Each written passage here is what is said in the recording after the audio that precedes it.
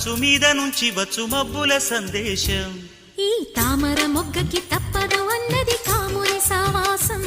Hi హంసరెక్క పక్కాది తాళమేసి పలికెను ఆహ్వానం. ఈ అచ్చట ముచ్చట ఇచ్చట తీరగా హెచ్చెను హేమంతం. ప్రియమగు ప్రియురాల చంపకు విరహాల విరిసిన పరువాల పిలిచెను మధుబాల. రేగే అందాలే వేసే పూబంధాలే మధురం మధురం సాగే సరాగం మనసా వాచా. కుంకుమ పూల తోటలో కులికే ఓ కుమారి. శంఖములు దిన ప్రేమకి చేశా మది నివాళి.